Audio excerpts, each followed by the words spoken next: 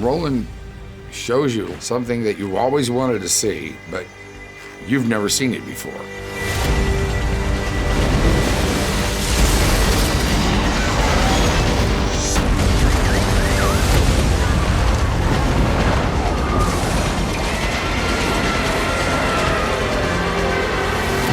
I just love these kind of epic adventure action movies.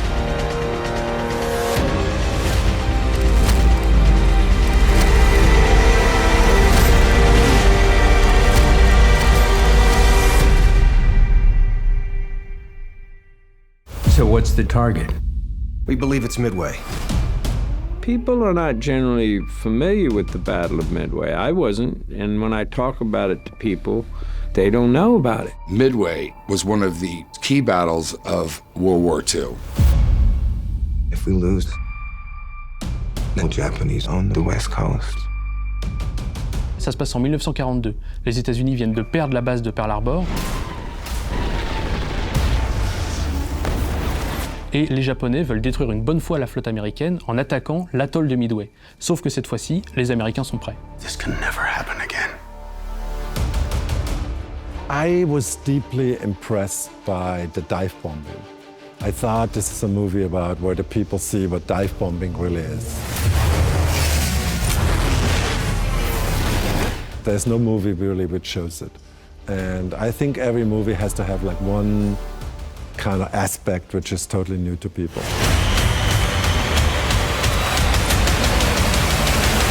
There was a movie that was made, but they didn't make movies back then that really showed what the boys really went through.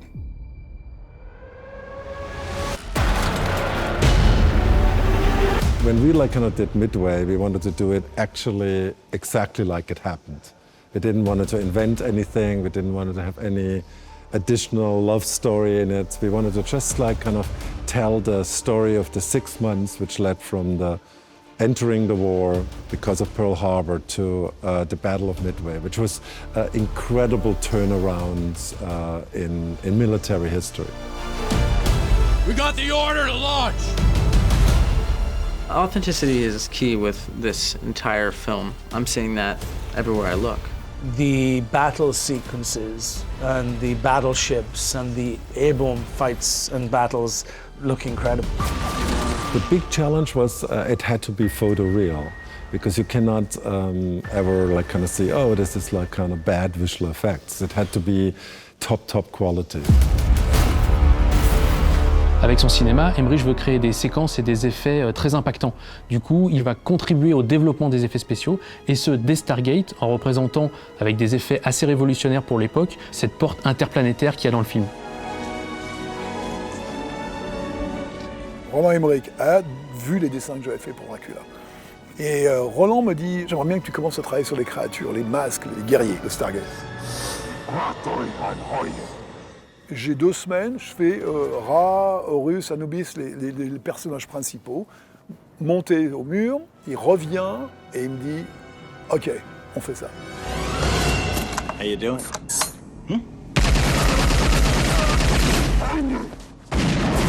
À la fin du film, Roland EMMERICH vient me trouver et me dit on trouve que les designs que tu as fait pour les cases ont une influence incroyable sur le design du film. J'aimerais que tu designes, sois production designer de mon prochain film qui s'appelle Indépendance Day.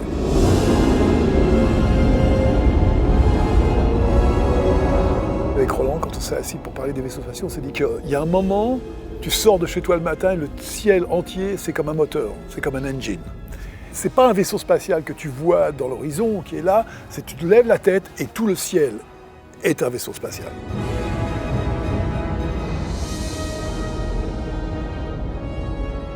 Il t'amène ton travail sur la table d'une manière glorieuse. Et ça, pour moi, fascinant.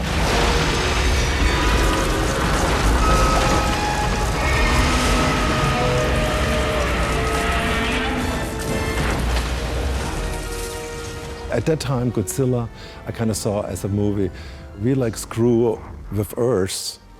Earth or nature screws with us. He looks angry. That was the basic idea of the film. Godzilla, Il me dit, je veux le réinventer complètement. Il dit, je ne peux pas comprendre comment un gros personnage comme ça peut être réaliste. Je veux un Godzilla qui va très vite, 200 km/h dans les rues de New York, donc sa morphologie va être différente.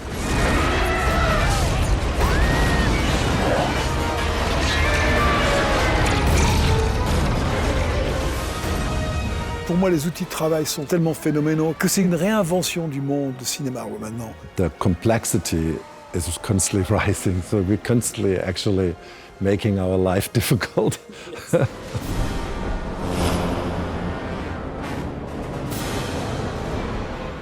Derrière l'aspect grand spectacle, Emmerich, c'est aussi un réalisateur qui a des convictions. Et il va se servir de ses films très grand public pour aborder justement des problématiques contemporaines et environnementales. At that time, I had to really trick Hollywood to do Day After Tomorrow. So I kind of said to myself, well, what do they want from me? They want from me another Independence Day.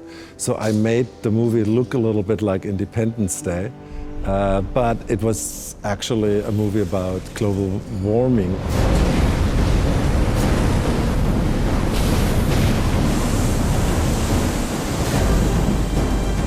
At the end, it ends not in a happy ending.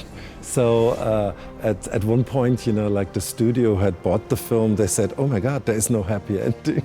I said, well, you bought it and you produced it, and this is the film. For years, we operated under the belief that we could continue consuming our planet's natural resources without consequence.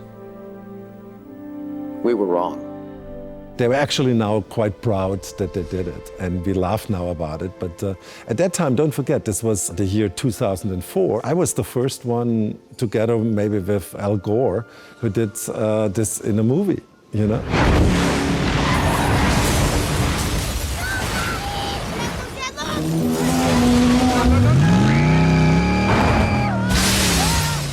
Roland Emmerich, ce qu'il veut, c'est refaire des films à grand spectacle comme ceux des années 70 avec lesquels il a grandi, l'aventure du Poséidon, la tour infernale.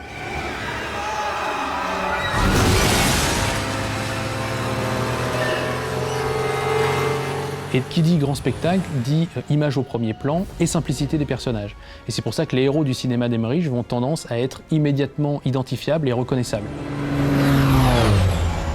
Martin, as the President of the United States, this comes with the full weight, power, and authority of my office. Fuck you. I think you will always, when you tell a story, you need archetypes. And I think archetypes are like coming from life experience. It's not that like archetypes existing as fantasy. They're like mainly based on real stories and real people. Welcome to Earth. It's also like when I don't have like a laugh in the first 10, 15 minutes of my film, I'm getting nervous because I think that people are not involved. That's what I call a close encounter. Et quand il punch l'alien, quand il met une claque à l'alien, tout le monde cheer. Il a ça, Roland. Il a une incroyable façon de ramener tout le monde ensemble. We're going to survive. Today, we celebrate our Independence Day. It's always like a theme in my movie, you know, that like kind of normal, regular people have to come together to fight something. Incoming! And most of the time, it's the only way to survive. We're talking about a couple dozen planes against a whole Japanese fleet. This isn't a fair fight. I think when you're Roland and you deal with the scope of some of the movies that he does, nothing is too big, and yet he just directs every moment to moment to moment to moment.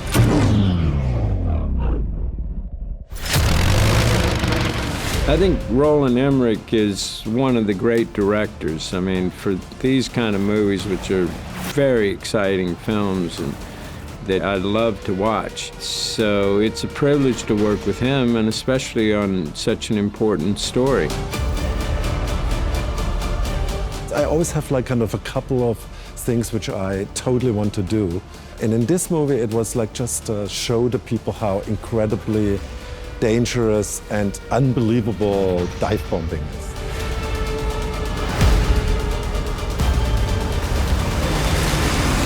He shows it to you just the way you wanted to see it.